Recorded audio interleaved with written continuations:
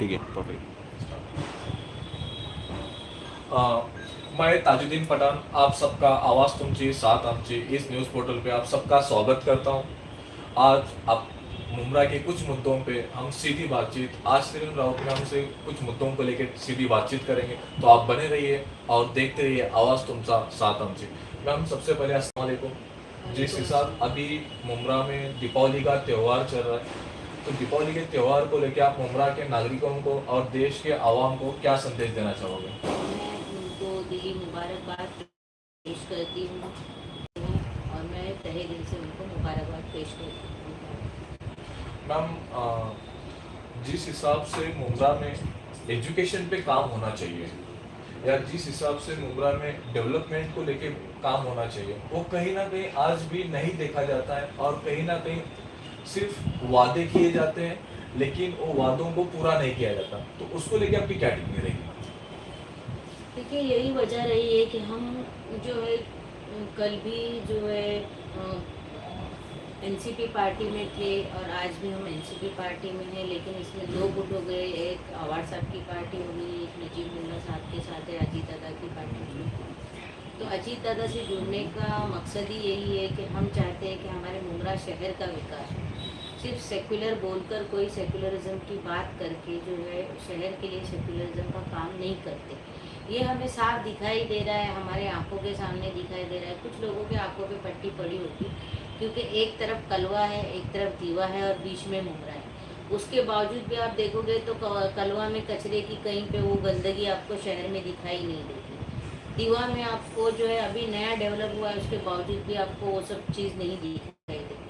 लेकिन आप मुमरा में देखो, मुमरा में प्राइवेट करने के बावजूद भी आज कचरे का क्या है। पानी का मुद्दा ले लो, पानी भी कल जितना पानी उनको आता था उतना ही पानी आज आ रहा है, जबकि आज लीगल इलीगल दुनिया भर के हमारे यहाँ पे बिल्डिंगें बनी है। काफ़ी हद तक इमारतें बनने के बावजूद भी पानी का जो हमारा ये आने का जो एमएलडी था वो बढ़ा नहीं है, जू के तू ही। अगर एक दो एमएलडी बढ़ भी गया तो उसको हम बढ़ा नहीं, क्योंकि उसके लिए फैसिलिटी होना ज़रूरी है और जो हमारे पास नहीं है। आज भी हम पानी के लिए तरसते हैं और कई लोग हंडा मोर्चा चाहिए। उसके बाद में आप देखेंगे तो मुमरा ने लोगों को बड़ी बड़ी पोस्ट दी थी। गृह निर्माण मंत्री होने के बावजूद भी आज हमारे लोग बेघर है, आज रो रहे घर के लिए। आज हमारे यहाँ पे कार्रवाई हो रही है, दीवा में नहीं हो रही है, कलवा में नहीं हो रही है, थाना शहर में दूसरी जगह नहीं हो रही। लेकिन आप मुमरा को देखोगे तो बेरोजगार किया जा रहा है लोगों को। आज आप देखोगे यहाँ के प्लेग्राउंड चोरी हो रहे हैं, यहाँ के जो रिजर्वेशन है वो चोरी हो रहे हैं। आप बताइए, विकास की बात जो ये लोग करते हैं, हमने इतना बड़ा रास्ता बनाया, ये बनाया, आपने गांव में बनाया है क्या? नहीं। आपने कहाँ बनाया? मित्तल ग्राउंड में बनाया। उसका फायदा किसको हो रहा है? जो आने वाले बिल्डर है उनको। नाला नाला आपने कहाँ बनाया? जो गांव के पुराने नालों की दीवारें जो खस्ता हो गई है, लोगों के घरों में पानी घुस रहा है। आप दरगाह रोड का हाल देखिए, जरा सी बारिश में लोगों के घरों में पानी भर जाते हैं। आज वहाँ का बजट हमने लेकर आया अल्हम्दुलिल्लाह अजीत दादा को बोलकर। लेकिन आप यहाँ पे मित्तल में जाइए, बड़े बड़े नाले बने। खाड़ी में आप जाइए, खाड़ी बन है, खाड़ी में जो है भरनी कर करके बाहर से लोग मट्टी लाला के डाल रहे, खाड़ी भरनी हो रही है। वहाँ पे जो है इलीगल तरीके से उसको खाड़ी को पूरा तरीके से बुझाया गया है कि जो शहर का पानी उस खाड़ी में जाके जमा होता था, आज रिटर्न हमारे घरों में ही आ रहा है। तो इसको आप क्या विकास बोलोगे? और यही सब चीज़ों को देख के हमने उनका साथ छोड़ दिया। हम जो लेटर देते थे काम के लिए, उस काम को इग्नोर किया जाता था। जैसे हमने सोचा था कि जिस तरीके से मैंने 8वीं 9वीं 10वीं शुरू की थी, इंग्लिश मीडियम शुरू कराया था, इसी तरीके से मेरी सोच थी कि हमारे बच्चों के लिए कॉलेज शुरू किया जाए महापालिका की तरफ से, जैसे दूसरी जगह पे। हमारे यहाँ पे गवर्नमेंट की बहुत सारी स्कीम्स हैं, लेकिन उसका लाभ हमारे बच्चों को नहीं मिला। हम चाहते थे कि हमारे बच्चों को उसका फ़ायदा मिले। तो बहुत सी ऐसी बातें हैं, जैसे कि आपने देखा होगा कि वैशाली दरेकर जो है वो शिवसेना से खड़ी थी। बाल ठाकरे की टीम, मतलब उद्धव ठाकरे साहब की जो है पार्टी की कैंडिडेट थी खासदारकी में। हमारा मन उसको वोट देने के लिए नहीं मान रहा था, क्योंकि वही लोग स्टेज पे खड़े रह के बोलते हमने बाबरी मस्जिद तोड़ी, बाबरी मस्जिद तोड़ी। तो हमने बोला हम भाई इसको वोट देंगे ही नहीं, मैं टेटस रहूँगी, मुझे वोट देना ही नहीं, मैं नोटा दबा दूंगी। उनको वो बात बुरी लगी। मैं चाह रही थी कि आवार सबको टिकट मिले सेक्युलर के नाम पे, बेशक। अगर आवाज सबको टिकट दिए होते तो मैं नजीमुल्ला के साथ जाती ही नहीं थी। क्यों उनको खासदार नहीं बनाया गया? उसने नहीं बनाया उन्होंने। हम चाहते थे कि तुम इधर से काम नहीं करे तो और बड़े बनो, यहाँ दूसरे को आने दो फिर। लेकिन जब आपने पार्टी छोड़ी, जब आपने जितेंद्र आवाड जी का साथ छोड़ा, तो बहुत सारे आप पे ऐसे एलिगेशन लगाए गए कि पैसों के लिए या फाइल उनको नहीं मिली थी इसलिए, ऐसे बहुत सारे डिफरेंट टाइप के एलिगेशन आप पे लगाए। तो उसको लेके आप क्या कहना चाहोगे, या आप क्या आपके ऐसी ओपिनियन आप रखना चाहोगे आवाम के सामने? देखिए, आज की जनता सब जानती, हमें किसी को कुछ बताने की जरूरत नहीं। कि आवाड साहब के साथ जाने वालों को क्या मिला नहीं मिला, और उनका साथ छोड़ने पे उनके हमारे साथ क्या किया। मैंने पार्टी छोड़ने की सिर्फ यही वजह थी कि जो सेक्युलर आवाज़ आप बोलते हो देश की है, फिर उसको खासदारगी का टिकट क्यों नहीं दिए? क्या मेरा सवाल गलत था क्या? अगर आवाड साहब खासदार बनते, नजीब मुल्ला आमदार बनता, बात खत्म हो जाती थी। वो भी तो उन्हीं की पार्टी का था, किसी और पार्टी का तो था नहीं। लेकिन अब वो उनकी मर्जी है ऊपर के लेवल पे।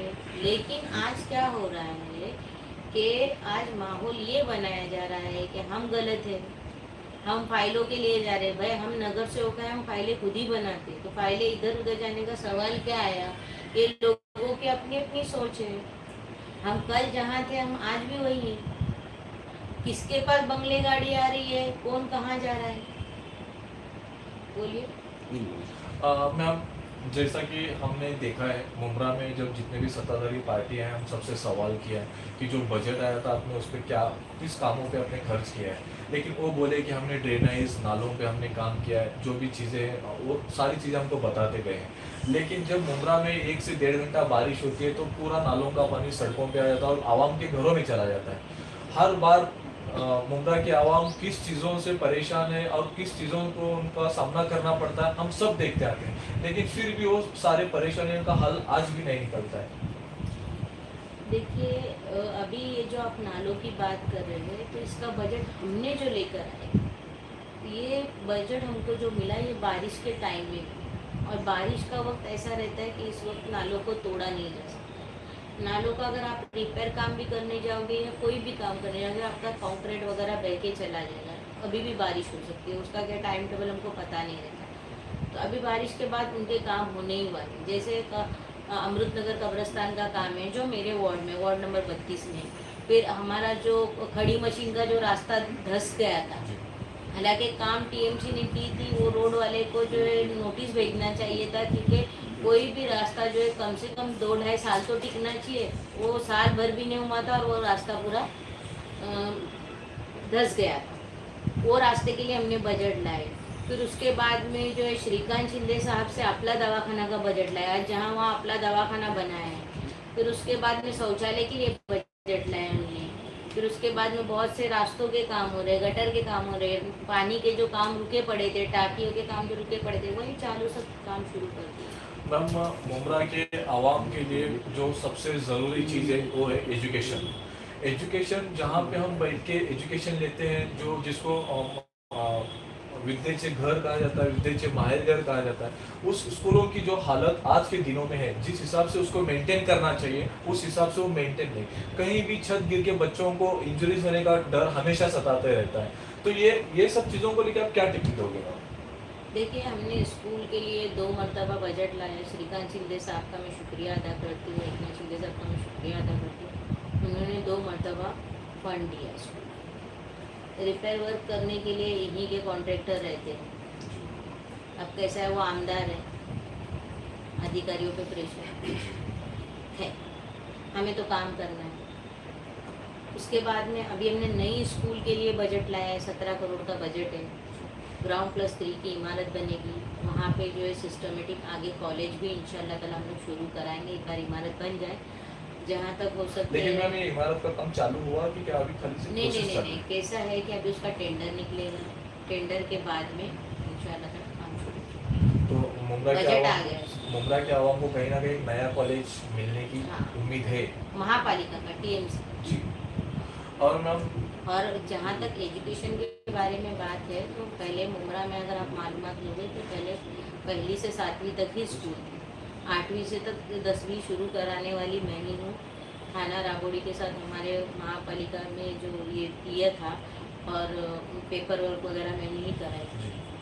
तो 8वीं से 10वीं तक हमने उर्दू मीडियम मराठी मीडियम दोनों कराए थे। उस वक्त तमाम नगर सेवकों ने मेरा साथ दिए थे, मुमरा के राजन के नहीं हो, चाहे सुभाष गोयल साहब थे उस वक्त, और दीगर लोग भी थे जिन्होंने हमारा साथ दिया था। मैम मैं एक आपको एक सेंटेंस याद अभी दिलाना तो हमारी चाहूँगा। इंग्लिश मीडियम भी शुरू हुई है जो पहली से अभी 9 तक पहुँच गई। जी, मैं एक आपको एक बात याद दिलाना चाहूँगा जो की भारत डॉक्टर बाबासाहेब आंबेडकर का एक सेंटेन्स आहे, शिक्षण हे वाघिणीचे दूध आहे, जे कोणी त्याला ग्रहण करेल तो गुरगुरल्याशिवाय राहणार नाही। उसी में और एक बात ऐड ऑन करना चाहूँगा कि शिक्षण है तुमचे शस्त्र आहे। तो कहीं ना कहीं मुमरा के पॉलिटिकल जितने भी सत्ताधारी पार्टी है, जो पावर में है, जो अपोजिट में है या पावर में नहीं है, तो कहीं ना कहीं उनको ऐसा डर नहीं सताता कि कहीं ना कहीं अगर एजुकेशन को काम किया जाएगा तो यहाँ के आवाम जो है हमसे ही क्वेश्चन करने लगेगी, तो इसलिए तो कहीं ना कहीं मुद्दे को इग्नोर नहीं किया जाता, ऐसा आपको नहीं लगता? नहीं नहीं, हम तो बिल्कुल इग्नोर नहीं करते। आप अगर माहिती का अधिकार डालो चाहे जो भी डालो, आज जो शिमला पार्क में स्कूल है ये भी मेरी ही देन है, ऊपर वाले का करम है कि जब मैं नगर सेविका बनी, मेरे वार्ड में जो ये स्कूल थी, पुरानी स्कूल आइडियल मार्केट के बाजू में, वहाँ पर हमको जगह नहीं थी 8वीं 9वीं 10वीं के लिए।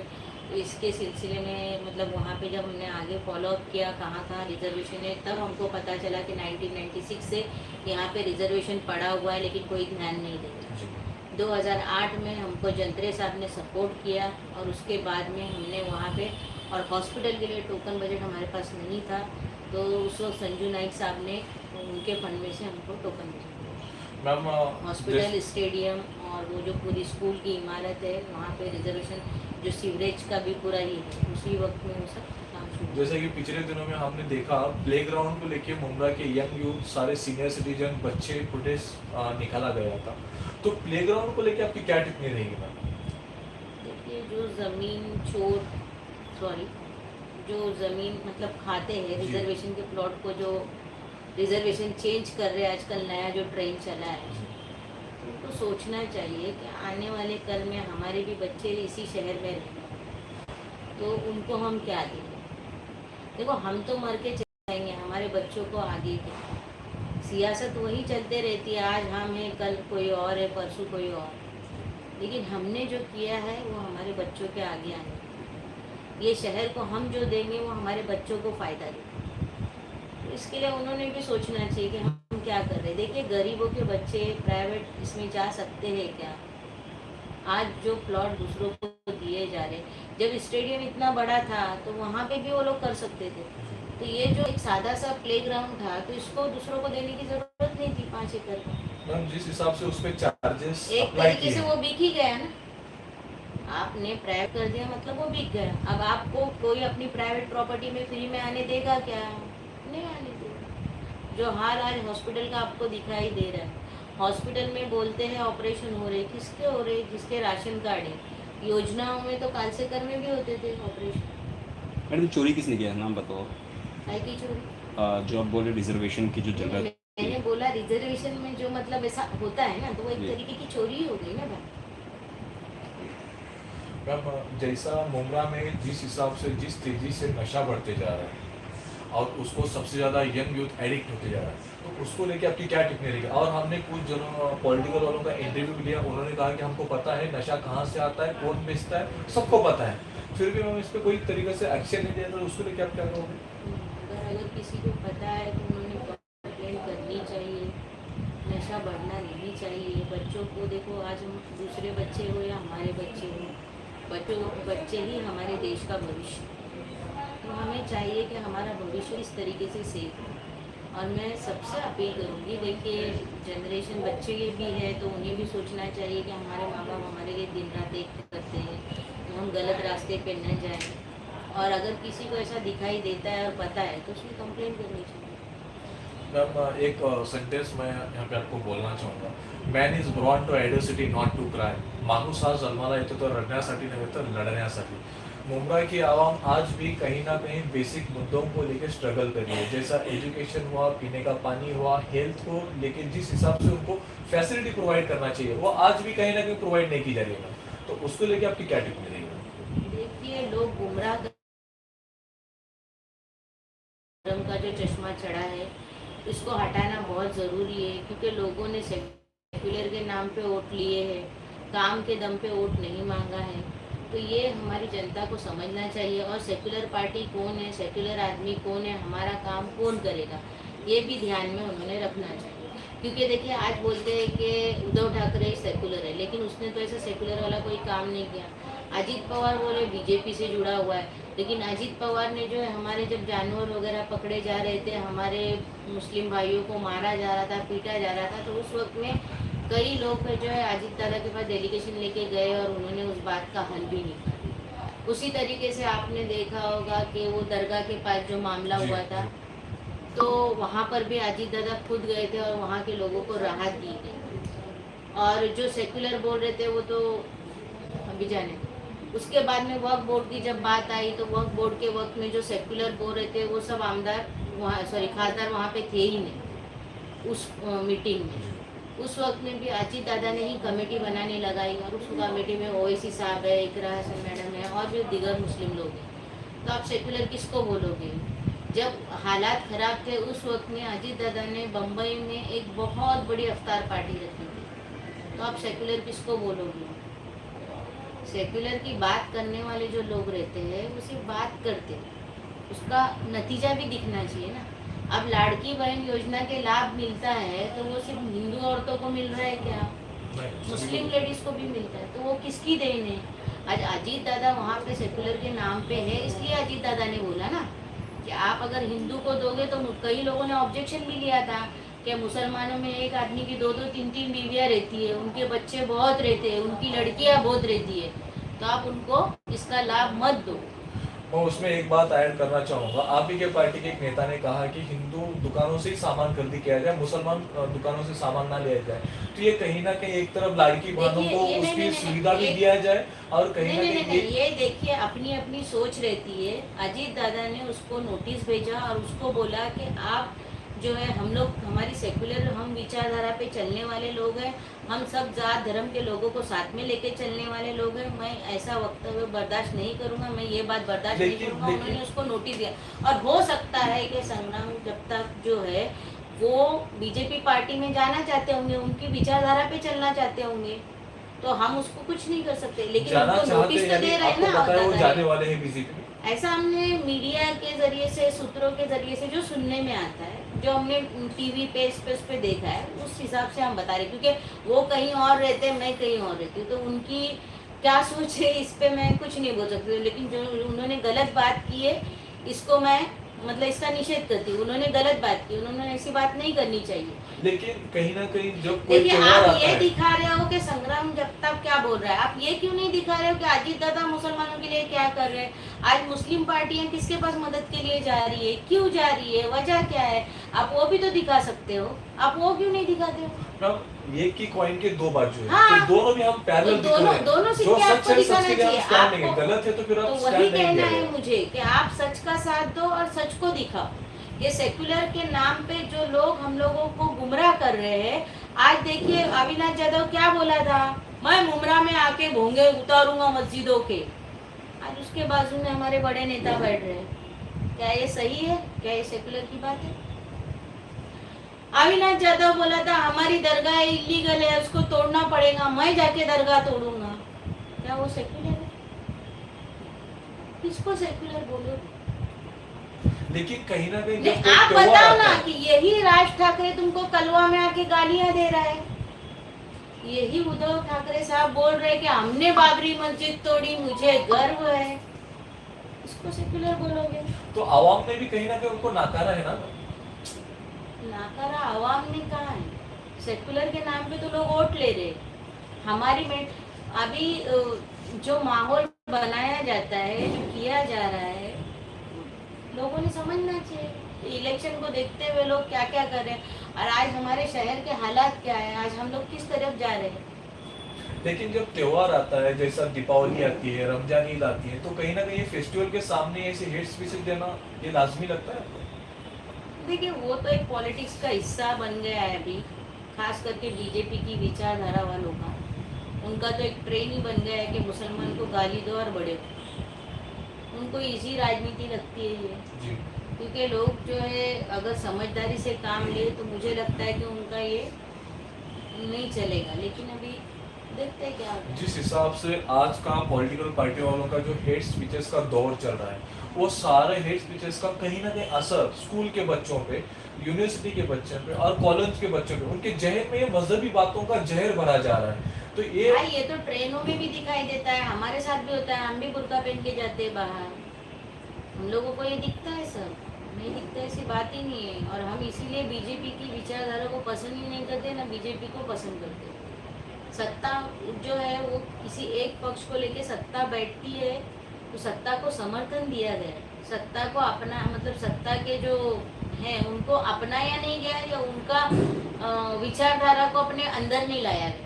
जहाँ गलत है हम लोग बोलते हैं ये गलत है। हमारे काम होना ज़रूरी है, हमारे शहर का विकास होना ज़रूरी है, क्योंकि आप देखेंगे कहीं ना कहीं गृह निर्माण मंत्री होने के बावजूद भी आज हमारे लोग बेघर हो रहे, रो रहे। हेल्थ मिनिस्टर होने के बावजूद भी आज हमारा एक हॉस्पिटल जो हमको टीएमसी ने दिया है वो भी दुरुस्त नहीं है। तो ऐसे बहुत सी चीज़ें, प्ले ग्राउंड जो है हमारा, ये उसके मेंबर होने के बावजूद भी आज हमारे प्ले ग्राउंड के साथ छेड़छाड़ हो रही है। तो बहुत सी बातें ऐसी है जो हमारे समझ में ही नहीं आती कि क्यों हो रहा है हमारे साथ। ये हमारे मतलब ईमानदारी का फल है या हमारी मासूमियत का फल है, ये अभी समझ में नहीं आ रहा है। मैम, जिस हिसाब से मुमरा में बिल्डिंगों को डिमोलिश किया जा रहा था, कहीं ना कहीं मुमरा की आवाम नजीब मुल्ला की तरफ एक अलग नजरे से देखते हैं। नजीब मुल्ला की पहचान नहीं, नजीब मुल्ला का काम बात करता है। तो वो कार्रवाई के टाइम पे कहीं ना कहीं मुमरा की आवाम चाहती है नजीब मुल्ला आए और हमको कुछ उनसे मदद मिल जाए, तो वो हो सकता था। भाई देखिए, नजीब मुल्ला अभी फिलहाल एक नगर सेवक भी नहीं है, क्योंकि हम लोग 4 साल से नगर सेवक नहीं। वो एक नॉर्मल कार्यकर्ता है, एक पार्टी का अध्यक्ष। उसकी इतनी पहुंच नहीं है, जो काम आमदार कर सकता है वो एक। लेकिन आवाम, मुमरा की आवाम कहीं मेरी ना बात को कहीं पूरी होने दीजिए। मुमरा की आवाम उसको इस नज़रिए से देख रही। आपको पता है, एक बार अगर वो आके जाए उसके ऊपर 4 केसेस खुल जाए, वहाँ पे भी एट्रोसिटी दाखिल कर सकते थे वो लोग। इलीगल बिल्डिंग की बात थी, लीगल बिल्डिंग की बात तो थी नहीं। अभी आपने देखा होगा रफीक चाचू का हाल क्या हुआ है।